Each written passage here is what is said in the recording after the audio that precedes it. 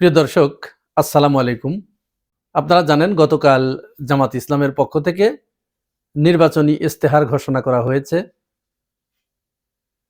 এখানে মোট ৮টি পর্বে ৪১টি দফা সংবলিত একটি চমৎকার, স্মার্ট এবং আধুনিক যুগ উপযোগী একটি ইস্তেহার ঘোষণা করা হয়েছে। এর ভিতরে ২৬টি পয়েন্ট তারা আলাদা করেছে, যেটি সবচেয়ে বেশি এমফেসিস দেওয়া হয়েছে। তার ভিতরে প্রবাসীদের নিয়ে বিরাট সুখবর দিয়েছেন জামাত ইসলামের আমির, এবং বেকারদের, বিশেষ করে বাংলাদেশে একটা বিরাট সংখ্যক বেকার, তারা পড়ালেখা শেষ করে দীর্ঘদিন ঘুরে বেড়ায়।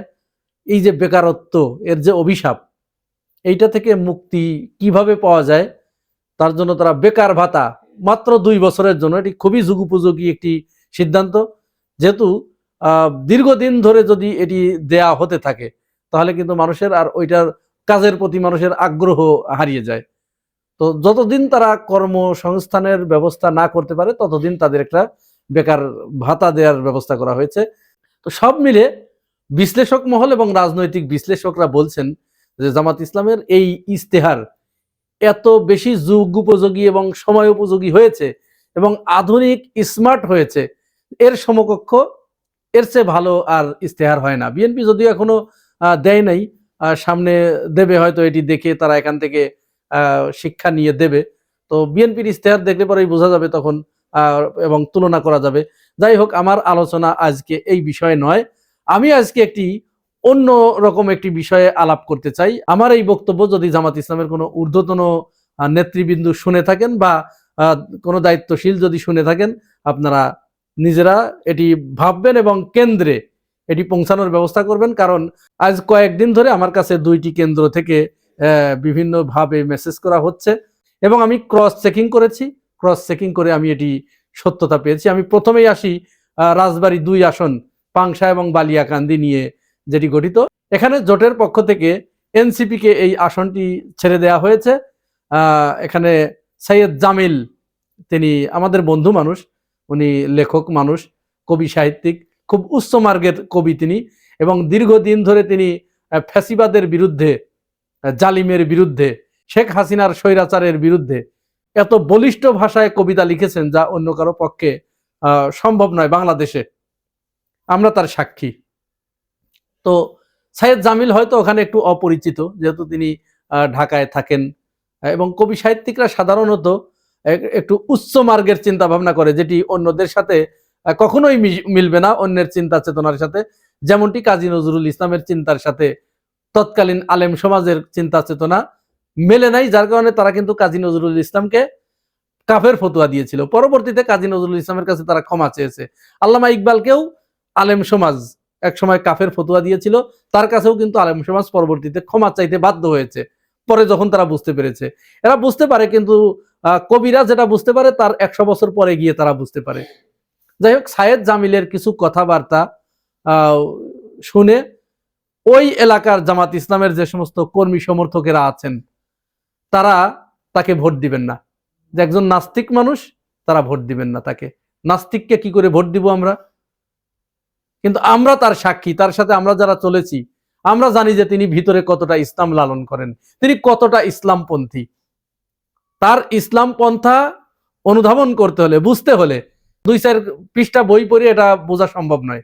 তাহলে অত্যন্ত উদ্বেগের সাথে আমরা দেখছি এবং খবর পাচ্ছি যে সেখানে জামাতের যে মনোনীত প্রার্থী ছিলেন হারুনুর রশিদ, তাকে যখন কেন্দ্র থেকে নির্দেশ দেওয়া হলো যে আপনি বসে যান, সেখানে এনসিপির প্রার্থী দেওয়া হবে।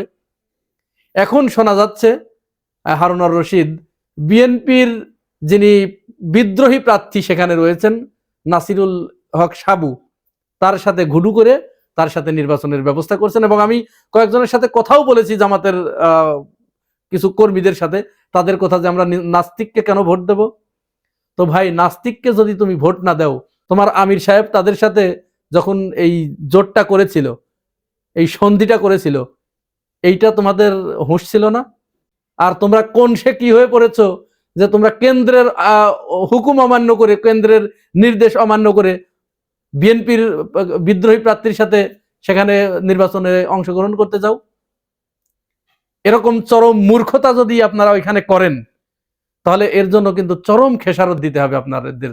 আপনারা বুঝতে পারছেন না যে বর্তমান বাংলাদেশের রাজনীতি কোন দিকে যাচ্ছে এবং এখানে কোন কোন পক্ষ খেলছে, কোন কোন লেভেলের খেলোয়াড় এখানে আছে। শুধু এতটুকু কথা মাথায় রাখেন, এই এনসিপির এই ছেলেপেলেগুলো ছিল বলেই আপনারা কিন্তু জামাত ইসলাম এখন এই যে ক্ষমতার দ্বার প্রান্তে চলে গেছে, এটা কিন্তু এমনি এমনি হয়ে ওঠে নাই, একা একা হয় নাই। এই যে আধুনিক মোনা বিভিন্ন নারী পুরুষ জামাতের পক্ষে বিবৃতি দিচ্ছে, কথা বলছে, হাফ প্যান্ট পরা মেয়েরা জামাতের পক্ষে বিবৃতি দিচ্ছে, এটা কি এমনি এমনি হয়ে গেছে? জামাতের একার কৃতিত্বে এটাই হয়েছে? এই বিষয়টি আপনারা একটু চিন্তা ভাবনা করবেন। আর আমি জামাতের কেন্দ্রীয় পর্যায়ের যদি কেউ আমার এই ভিডিও শুনে থাকেন, আমি অনুরোধ জানাবো, আপনাদের গায়ের সাথে এমনিতেই চরমুনাই মুনাফেক শব্দটা একেবারে ছেড়ে দেওয়ার চিন্তা ভাবনা করছে, এবং রাজাকার শব্দটা যেরকম একেবারে আপনাদের জন্য খাস করে ফেলানো হয়েছে, ঠিক এরকম একটা চক্রান্ত চলছে যে মুনাফেক শব্দ জামাত ইসলামের সাথে খাস করে দেয়া, এরকম কিন্তু চলছে এই চক্রান্ত। এখন যদি জামাতের তৃণমূল পর্যায়ের কর্মী সমর্থকদের কারণে যদি এই জোটের প্রার্থীদের সাথে কোন রকম বিট্রে করা হয়, তাহলে কিন্তু এই মুনাফেক শব্দটা একেবারে জামাতের গায়ের সাথে সিল মারা হয়ে যাবে। আপনার তো ভাই এইটা দেখার কোনো কথা না কে নাস্তিক আর কে কি। আপনার কেন্দ্র যদি কোনো ইহুদির সাথেও যদি জোট করত, তাহলে আপনি তাকে ভোট দিতেন না? আপনি এর আগে নাস্তিকদের ভোট দেন নাই? আপনি বিএনপির সাথে জামাতের জোট ছিল না, তাদের ভোট দেন নাই? তো বিএনপির সবাই কি আল্লাহর ফেরেস্তা, ইমানদার, পরহেজগার? আওয়ামী লীগের সাথে ছিল না, আওয়ামী লীগের লোকজনকে ভোট দেন নাই? তাহলে এখানে এসে এই যে ক্রুশিয়াল মুহূর্তে এসে এই ধরনের সিদ্ধান্ত আপনাদের কে নিতে বলেছে? এর জন্য কিন্তু আপনাদের পস্তাতে হবে। ঠিক একই ধরনের ঘটনা নরসিংদী 2 আসনে সারোয়ার তুষারের সাথে ঘটছে। যদিও কেন্দ্র থেকে আমরা যতদূর খবর নিয়েছি, সেক্রেটারি জেনারেল মিয়া গোলাম পরোয়ারের স্বাক্ষরিত চিঠি সেখানে নির্বাচন কমিশনে পৌঁছে দেওয়া হয়েছে যে নরসিংদী 2 আসনে 11 দলীয় জোটের প্রার্থী সারোয়ার তুষার, সুতরাং ব্যালট পেপারে যাতে এখানে দাঁড়িপাল্লা প্রতীক না রাখা হয়, যে কোনো কারণেই হোক সেখানে মনোনয়ন প্রত্যাহার করতে পারেন নাই জামাতের আমজাদ হোসেন। তার মানে কি এই যে আপনি যেহেতু সিদ্ধান্ত হয়েছে, জোটগতভাবে ওখানে সিদ্ধান্ত হয়েছে যে জোটের প্রার্থী সারোয়ার তুষার, তাহলে আপনি কোন লোভে কোন আশায় এখনো দাঁড়িপাল্লার মিছিল করেন ওখানে? আপনার ভাই এত লোভ কেন? আপনি তো মানে ভালো লোকের পরিচয় দিচ্ছেন না। এখানে ঢাকা 11 আসনে নাহিদ ইসলামকে যখন আতিক ভাইকে সরিয়ে দিয়ে নাহিদ ইসলামকে যখন মনোনয়ন দেয়া হলো, আতিক ভাই আলহামদুলিল্লাহ বলে সরে দাঁড়িয়ে বললেন যে আমি বেঁচে গেলাম। তাহলে আতিক ভাই কোন চরিত্র ধারণ করে? আর আপনি সেখানে জোটের প্রার্থী দিয়েছে, আপনি কেন্দ্রের আদেশ অমান্য করে আপনি দাঁড়িপাল্লার মিছিল করছেন। আপনার উদ্দেশ্য কি? আপনার উদ্দেশ্য তো তাহলে ক্ষমতা, আপনার উদ্দেশ্য তো আপনার নেতা নয়। আপনার যে আনুগত্য, জামাত যে একটি আদর্শ ভিত্তিক সংগঠন, কারোর সাথে কথা দিয়ে যে কথা রাখে, ওয়াদা দিয়ে ওয়াদা ভঙ্গ করে না, এরকম একটি সংগঠন, আপনি কি তার পরিচয় দিচ্ছেন? আপনার আনুগত্য কোথায় গেছে? তাহলে আপনার তো স্রেফ দেখা যাচ্ছে, আপনি যদি ওখানে দাঁড়িয়ে থাকেন তাহলে তো আপনি বোঝা যাচ্ছে ক্ষমতার কারণে আপনি রাজনীতি করেন। আপনি যদি ক্ষমতার কারণে, ক্ষমতার লোভ যদি আপনার না থাকতো, ওই এমপির লোভ যদি আপনার না থাকতো, তাহলে তো আপনি সরে দাঁড়াতেন। আমরা যে নেত্রকোনায় দেখি নাই, ওই যে মোতালেব ভাই, তিনি ওই এলাকায় এত জনপ্রিয় যে তার নেতাকর্মীরা তাকে ঘরে আটকে রেখেছে, তালাবদ্ধ করে রেখেছে যে মনোনয়নপত্র প্রত্যাহার করতে দেবে না। মনোনয়নপত্র তিনি প্রত্যাহার করতে পারেন নাই, কিন্তু তাকে তার নেতাকর্মীদের সামনে যেভাবে হাত জোর করে আমরা তাকে কান্নাকাটি করতে শুনেছি, নেতাকর্মীরা কান্নাকাটি করেছে, তিনিও কান্নাকাটি করেছেন, এবং তিনি বলেছেন কেন্দ্র সিদ্ধান্ত দিয়েছে, আমার দল সিদ্ধান্ত দিয়েছে, সুতরাং এখানে আমার কোনো মতো অবস্থায় আমি দলের মতের বাইরে যেতে পারবো না, এবং এটা আমাদের আনুগত্যের খেলাফ হবে। তাহলে তিনি যদি এই কাজ করতে পারে, আপনি কোন সে কি হয়ে পড়েছেন যে সারোয়ার তুষারের জায়গায় আপনি ক্ষমতার লোভে, এমপি হওয়ার লোভে আপনি দাঁড়িপাল্লার মিছিল করেন? মনে রাখবেন, রাজবাড়ী 2 এবং নরসিংদী 2, এই 2 আসনের আপনাদের ভুলের কারণে, আপনাদের লোভের কারণে, আপনাদের গুয়ার তুমির কারণে যদি ওইখানে কোনো দুর্ঘটনা ঘটে, তাহলে জামাতের গায়ে কিন্তু মুনাফেকের সিল কিয়ামত পর্যন্ত লেগে যাবে। এবং চরমোনাই যে সিলটা মারার জন্য উঠে পড়ে লেগেছে। এখানে কিন্তু শুধু চরমোনাই একা নাই, চরমোনাইয়ের সাথে আরো অনেক রথী মহারথী আছে। তারা জামাতকে মুনাফেক প্রতিষ্ঠিত করার জন্য উঠে পড়ে লেগেছে এবং রাত দিন তারা এটা নিয়ে গবেষণা করছে। তাহলে এক রাজাকারের তকমাই আপনি ছুটাতে পারেন না, আবার যদি আপনার গায়ের সাথে মুনাফেক শব্দটা লেগে যায়, আপনি কি চিন্তা করতে পেরেছেন এটা কোথায় যাবে? আর সারোয়ার তুষারকে কি চেনেন? এই যে জামাত ইসলামের যে জোটটা, এই যে এবং উচ্চকক্ষ নিম্নকক্ষ এই যে সরকার মেনে নিল, এটার ভিতরে অন্যতম কিন্তু এই সারোয়ার তুষার দায়িত্ব পালন করেছে। তাহলে কেন্দ্রের প্রতি আমার অনুরোধ থাকবে, আপনারা অতি দ্রুত এই দুই জায়গায় যদি তারা কথা না শোনে, তাহলে হয় তাদেরকে বহিষ্কার করুন এবং ঘোষণা দিয়ে দিন যে জোটের প্রার্থী অমুক, এর বাইরে যদি কেউ কারো সাথে ভোট চাইতে যায় তাহলে তাকে আমরা বহিষ্কার করব, বহিষ্কার করে দেন।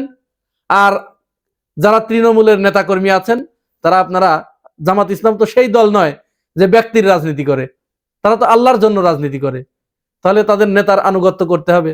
আর রাজবাড়ী ২ আসনে আপনি যে নাসিরুল হক সাবুর সাথে হারুনুর রশিদ আপনি ঘুডু করতেছেন, সাবুকে, সাবু তো বিএনপি, বিএনপি যদি ক্ষমতায় আসে তাহলে জামাত ইসলামকে, আওয়ামী লীগ তো আর কি নির্যাতন করেছে, বিএনপি ক্ষমতায় আসলে জামাতকে ২ বছরের ভিতরে তাই করবে।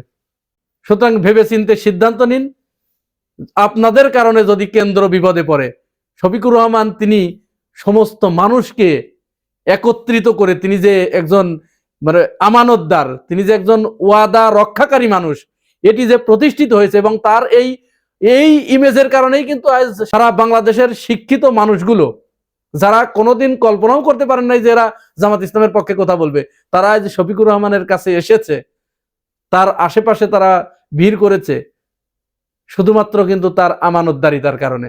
আর এটি যদি প্রমাণ হয় যে আপনারা সায়েদ জামিল এবং সারোয়ার তুষারের সাথে মুনাফেকি করেছেন, তাহলে এইটার জন্য আপনাদের আরো কত বছর খেসারত দিতে হবে সেটি আপনারা এখন কল্পনাও করতে পারছেন না।